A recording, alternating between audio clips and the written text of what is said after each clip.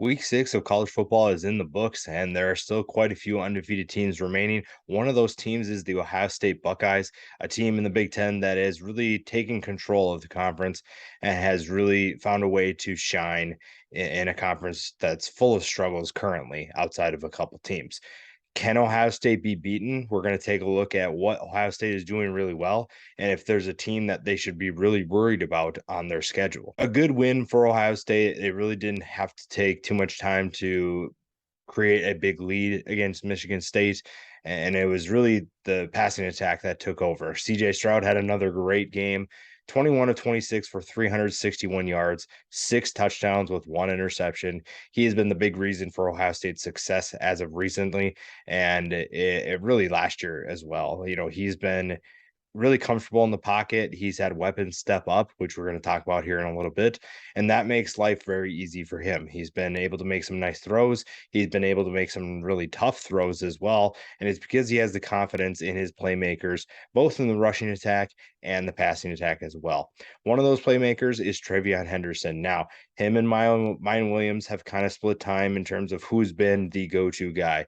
This time it was Travion Henderson, 19 carries for 118 yards and 1 touchdown. He is still just as good as advertised. He's just as good as last year. And the fact that they have two guys that can get the job done running the football says a lot about what Ohio State could be in terms of being an extremely dangerous offense.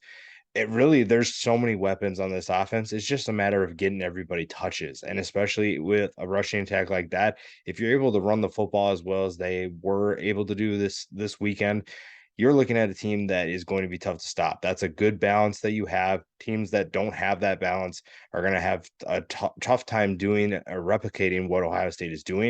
And that's going to open things up for, if you're the rushing attack, you're opening things up for the passing attack. And if you're the passing attack, you're opening up running lanes for guys like Travion Henderson.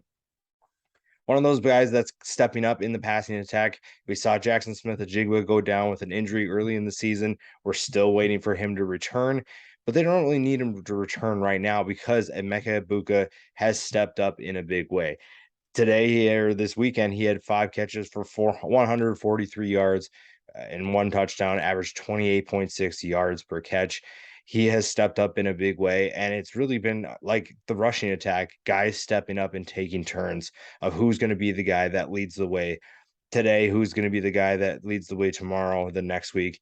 It really is a very talented group, and this is what we expected from Ohio State. Egbuka is just the latest guy to do that, and we knew that this group was talented, and we knew that they could step up, but now they're actually proving it. They're making CJ Stroud's life very easy because they're able to run good routes, they're able to get open, find holes in the zones, and CJ Stroud just has to get them the football, essentially, is what it is. The other guy is the guy we've been talking about for a while, Marvin Harrison Jr. Made some incredible catches today against Michigan State, 7 catches for 131 yards and 3 touchdowns.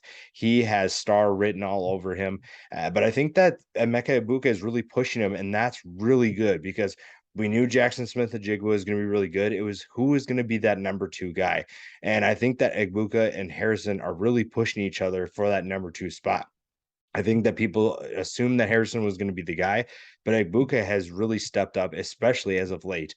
That is something that's only going to help Ohio State in the future because they have 2 guys that are pushing each other to be even better, and it gives them 2 more threats that teams have to worry about. And especially with Jackson Smith-Njigba out, that's going to give them some things that they have to work on. They're going to have to create depth, and they're doing that right now so that when he does come back, it gives them yet another weapon that teams must worry about, teams have to scheme against, and creates mismatches regardless of who's on the field.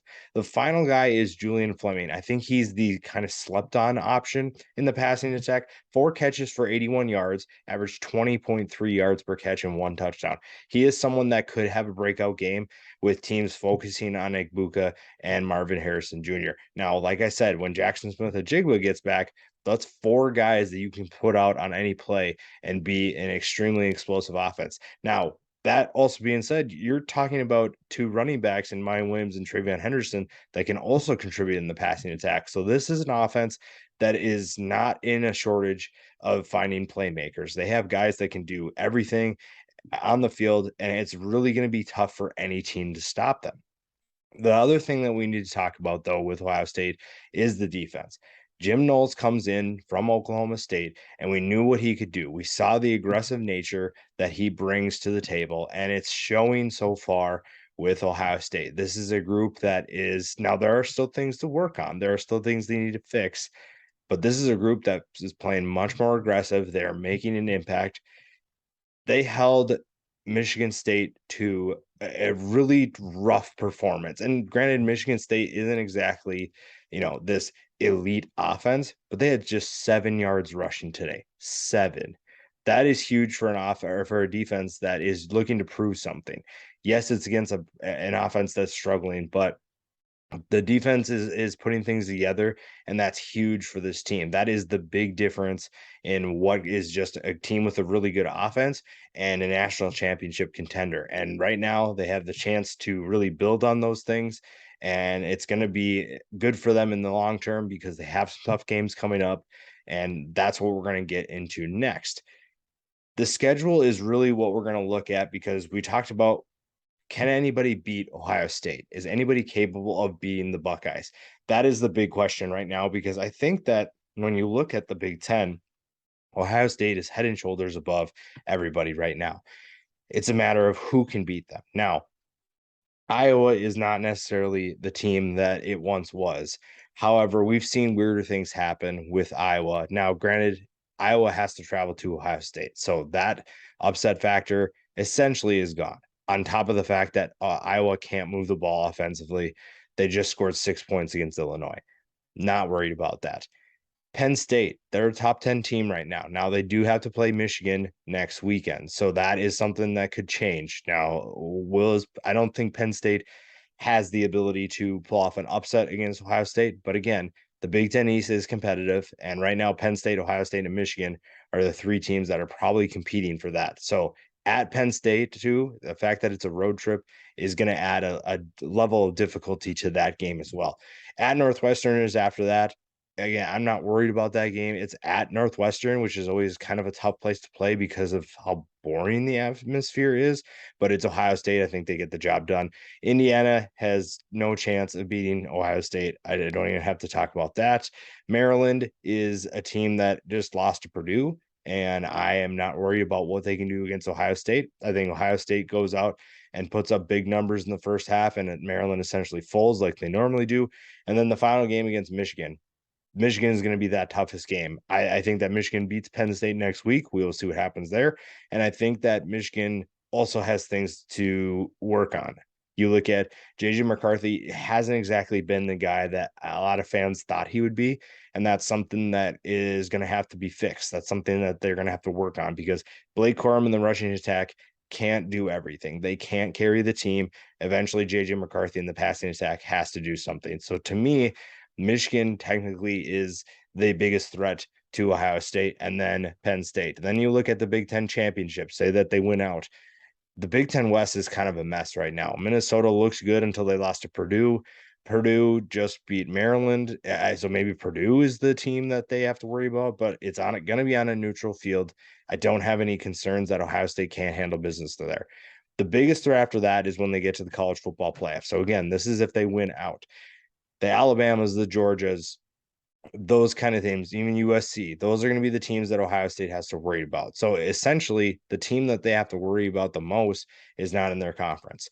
However, I know that Ryan Day and this team aren't going to look ahead. They're not going to look past anybody. So they're going to focus on Iowa next. That's what they're going to do. They're going to find ways to improve because, like I said, the defense is better, but needs to improve as well. They want to get Jackson Smith-Njigba back from injury. They want to get him healthy. That's another thing that they're going to have to figure out. And another thing that we don't really talk about yet is when he does come back, what does that look like? Because right now you have two guys in Igbuka and Marvin Harrison Jr.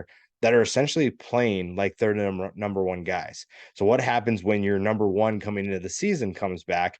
What is his role? How does he fit in? What are those other guys who are currently trying to be that alpha? Can they take on a number two role? I think right now I don't have any concerns about that.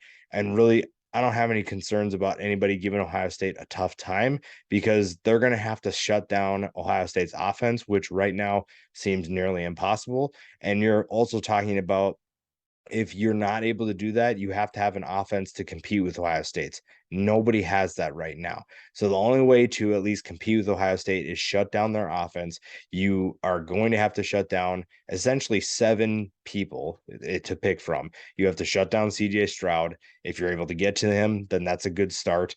And then the wide receivers, pick your poison. Right now, they have 3 dudes that can play really well. And then you haven't even mentioned Cade Stover, the tight end. He's another option. And then if JSN gets back, I don't know how you're going to stop that passing attack. Then say you do stop the passing attack, you just back everybody up. Travion Henderson and Maya Williams are going to shred you to bits. That's going to be a problem. So I think that this offense has exactly what you need. It just comes down to the defense. And right now, there aren't too many teams that, if you're Ohio State, that you're essentially worried about because you're just that good. And even though you had your struggles early on, it seems that you figured things out and everything seems to be going right. And I don't think that there are too many teams that are going to give them too much trouble.